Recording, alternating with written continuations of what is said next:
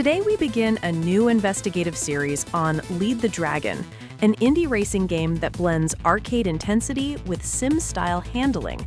Developed by the Brazilian studio 3 Laps, the game dives into the thrilling universe of winding American roads, heavily inspired by the legendary Tale of the Dragon.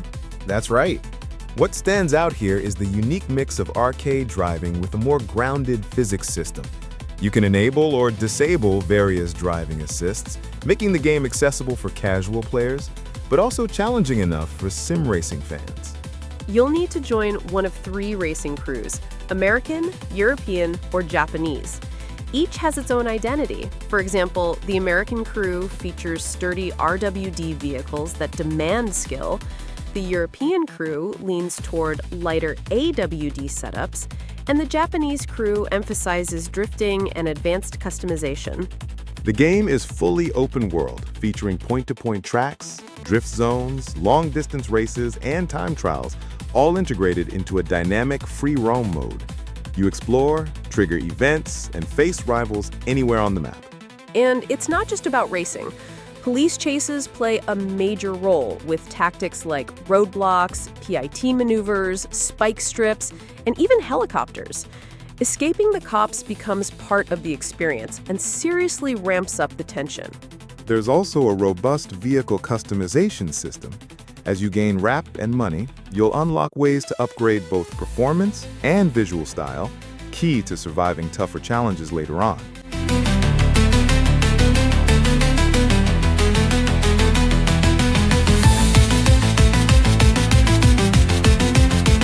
Let's move forward with Episode 2, diving deep into Lead the Dragon's core gameplay structure.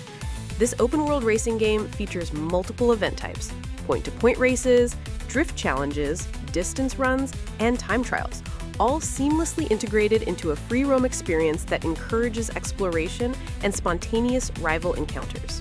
The big hook is the hybrid driving model. You get a solid mix of arcade responsiveness and sim-style physics. Players can toggle assists, like traction control, stability, and ABS, to fine-tune difficulty, making the game accessible for beginners while keeping it engaging for sim racing fans. Your choice of crew, American, European, or Japanese, influences not only your car's type, but also the skills required to master it. American crew, RWD vehicles, tougher but harder to control. European crew, all-wheel drive cars with coarse notes, ideal for balanced performance. Japanese crew, drift-focused with deep customization potential. Another highlight is the dynamic police chase system. Law enforcement doesn't just follow you. They block roads, execute PIT maneuvers, drop spike strips, and even call in helicopters. It's tactical, unpredictable, and adds serious tension to every race. Vehicle customization also plays a key role in progression. As you earn money and reputation, you'll unlock both performance upgrades and cosmetic mods, which are essential for facing tougher rivals and escaping high-level pursuits. From a technical perspective, system requirements suggest the game targets mid-range PCs. Intel i5 10400 or Ryzen 5 3600, GTX 1060 or RX 580, and 8 GB of RAM, delivering 60 FPS in Full HD on medium settings. That's a good performance sign, but we'll have to wait for a playable demo to confirm.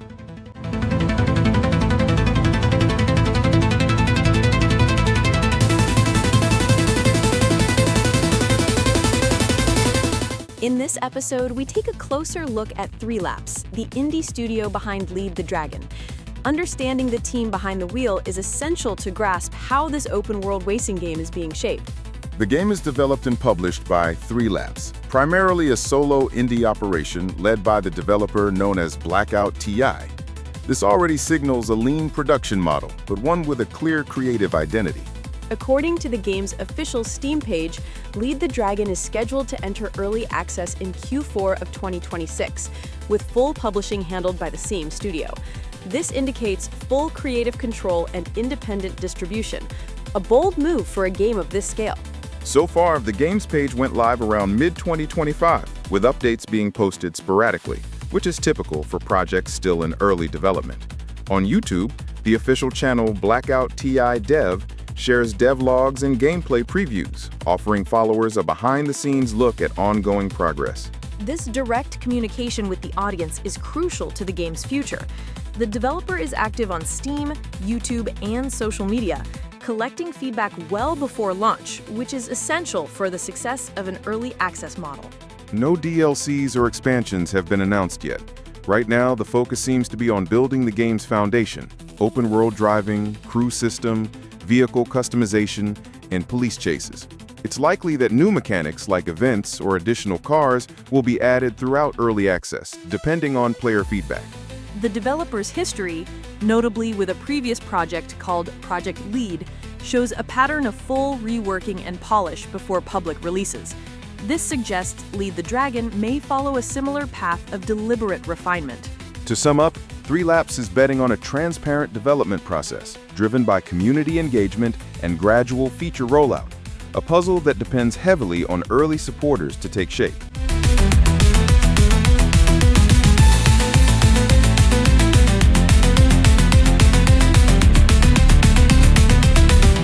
In this fourth episode, we take a closer look at how the community is responding to Lead the Dragon.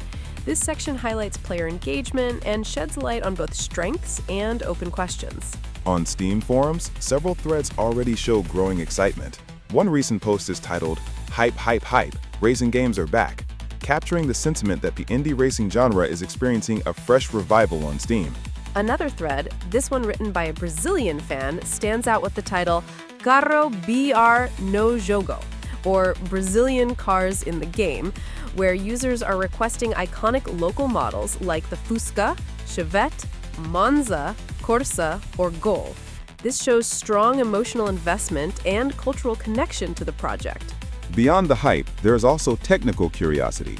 Players are asking about the police chase mechanics, car customization options, and driving physics, a clear sign that gameplay details are being analyzed closely. On the developer's YouTube channel, BlackOutti Dev, the devlogs and trailers have already gathered tens of thousands of views. Among the comments, you can find messages like, "The dragon has led me here," a poetic expression of how the game's concept has captured attention. On social media, positive feedback continues to grow steadily.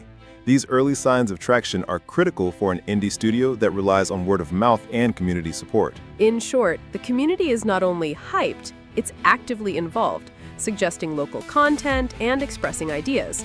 This shows that Lead the Dragon has already secured a player base that wants to help shape the game early on, a perfect match for the early access model.